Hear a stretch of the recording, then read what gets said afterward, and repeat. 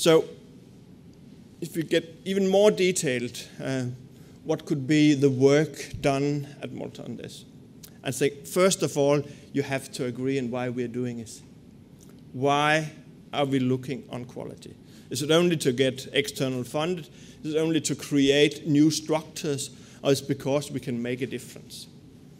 And I think you really have to have a good discussion on that. Very often you have to go from the different levels and you have to reshape this. But to take this more Calvinistic approach to this, what's in it for me? What is in it for the student? What is in it for the enterprises, for the parents, and for the society? And take each of these and say, what do they have in common? What can you do on this?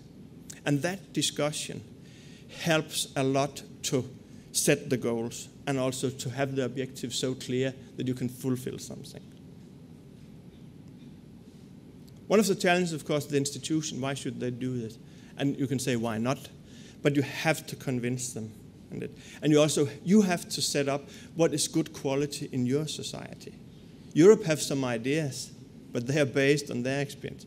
You have to find your own way. If we accumulate the political reasons and those who are mentioned most, then it's something about recognition, that you want to get your skills and competences recognized. And it's not only locally, but it's also internationally.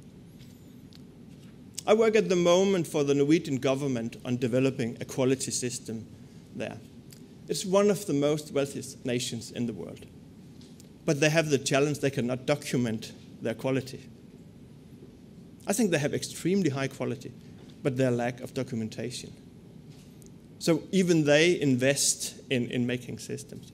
So it's not only the locally and abroad, but also I think the personal part of it. I'm proud of it. I know I can do it. My family accepts it also. So these are some of the reasons. Then there's the possibility to transfer between systems. There's also the idea behind this was mobility when we started this. And we are extremely bad at European level on mobility.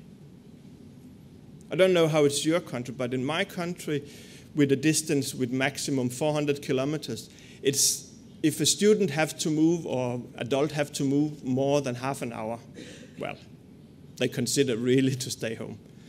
So the mobility is very weak point, and on European, and having one European labor market is a challenge for us. It's a political ambition. I think we have a huge challenge on that. Then it's about trust. Do we trust in these systems? Can we document the quality? If somebody say, well, do you deliver good quality? Yes, due to these factors measured like this, we have this possibilities. So quality assurance, there are a lot of argument, and I think we cannot disagree, hopefully, about the benefits from it, but you have to decide the priorities. The next, how can we do it? And how can you do it? I think what we did on European level was the start from the Commission that they ordered a handbook. They ordered maybe a manual, a big book, but how to do quality. And it took a very long time that we have to say we can never give the answers how to do it. We can raise a number of questions. We can say these are the focus points. Work with these, but you can do nothing more than that. And then we can come with inspiration. So have a quality approach that is common. And again, I've heard from the discussion also the last days that control is not a word that many have positive associations with. But I think it's a mixture. It's public money. There will be some control. But there will also be development. There will be other kind of motivation. So a mixture of motivational tool. Capacity building is happening at the moment, and again benefit from this and start to create ownership. Because I think good quality starts when each person have the feeling that they want to contribute. It's not only the teacher and the headmaster, it's also the students and everybody else who work there.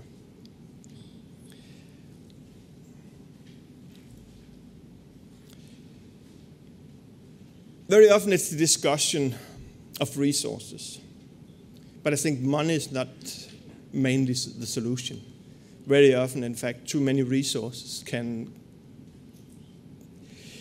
be the argument of doing nothing. At least you have too many resources to do. So for me, it's much more about motivation. How to motivate the individual to do this, that we have an expectation about their doing. And how to have a culture around this, how to create this room for it. Again, I'm very in for the simple structures, that we can explain it maybe in an elevator, maybe in an interview with less than 1 minute. So we can say, these are the principles. And I think for me, the principles are a common philosophy, a common understanding of what is quality, the simple structure of the planning, the implementation, the evaluation, and the feedback, and then a number of measurements. And then I think everybody can follow that logic.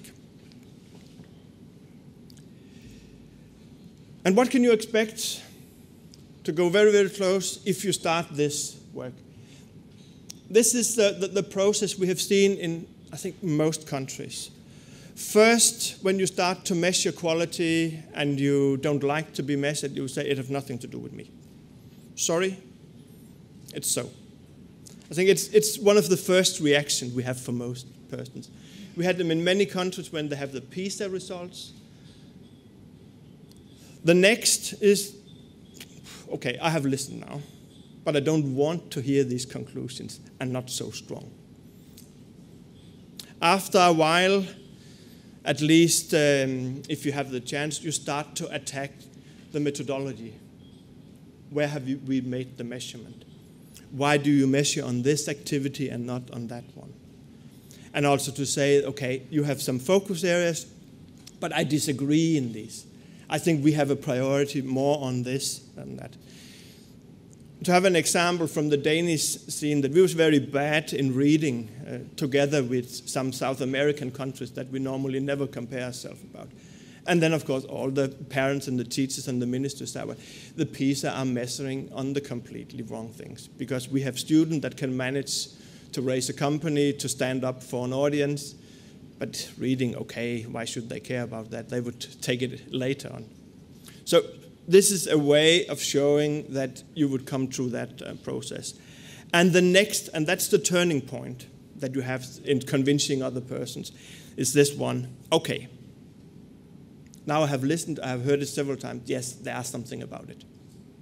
When we reach that point, we have the chance to make a difference. So this is the kind of motivation and the process we can expect. And then the process can go extremely fast. That we go together and say, okay, let's go. Come on with this, something about it, let us get organized, let's get action. I think, and I hope, and I would almost bet on that this would be the steps when you look back on your process in implementing quality systems and measurement, that you would say, you would see this. So good luck with your steps against 2020. Thank you.